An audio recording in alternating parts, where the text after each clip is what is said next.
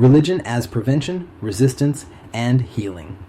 So far, much of our discussion has been heavy, focusing on how religion and culture can reinforce violence, silence survivors, and normalize harm. But now I want us to shift perspective, because religion is not only a site of oppression, it is also a powerful resource for prevention, resistance, and healing. If we stop at critique, we risk despair. But if we also see the resources faith traditions hold for resilience and justice, we find hope. Religion as prevention. Let's start with prevention. Religious communities at their best provide moral frameworks, social structures, and support systems that discourage violence. When doctrines are interpreted through justice and compassion, they can create cultures where violence is not tolerated. For example, faith-based programs that teach young men about consent, respect, and mutuality can dismantle harmful gender norms before they take root. Congregations that openly preach against domestic violence and sexual assault send a clear signal that abuse is not just a crime, it is a sin against God and community. Rituals of initiation, marriage, or community membership can be reshaped to affirm equality, dignity, and accountability.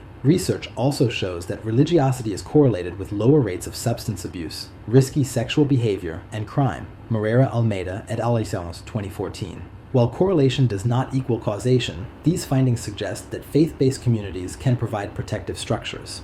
Religion as resistance religion is not only preventive, it is also a source of resistance against oppression. History is full of examples. Liberation theology in Latin America, where priests and lay leaders stood alongside the poor against dictatorships, often at great personal risk. Black churches in the United States, which provided both spiritual and organizational support during the civil rights movement.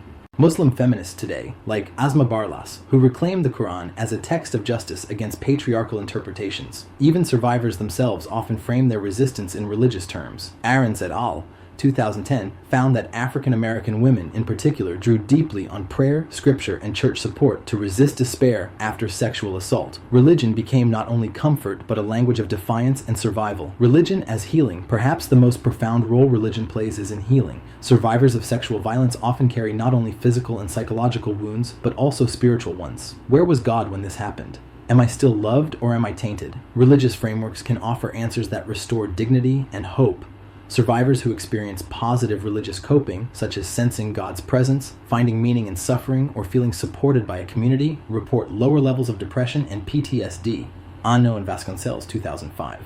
Faith communities can also offer practical healing resources, support groups for survivors, rituals of lament, confession, or blessing that acknowledge harm and affirm worth, pastoral counseling that integrates trauma-informed care with spiritual resources. At the same time, we must be careful. Religion can only heal if it avoids victim blaming, silencing, or minimizing suffering. Healing requires survivor-centered approaches that place compassion above reputation, the power of community. One of the most significant contributions religion makes is the power of community. Survivors often feel isolated, ashamed, and alone, but when a faith community listens, believes, and walks alongside them, that community becomes part of the healing process. The contrast is stark. When churches, mosques, or temples protect abusers and shame victims, they deepen trauma. When they practice institutional courage, they can be some of the most powerful allies survivors have. Religion at its best is not just about individual belief, it is about collective solidarity, creating spaces where people can tell the truth about violence and find support for healing.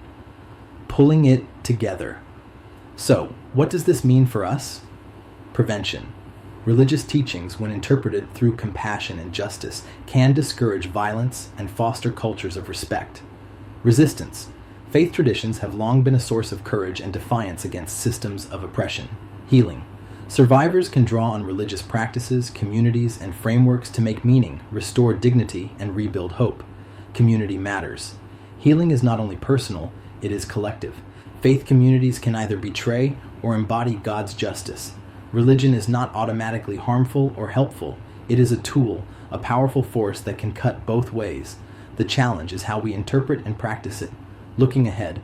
As we move toward the conclusion of this lecture series, we'll bring all these threads together. In our final session, we'll ask, what do we do with this knowledge? How can religion, scholarship, and practice join forces to confront violence and support survivors?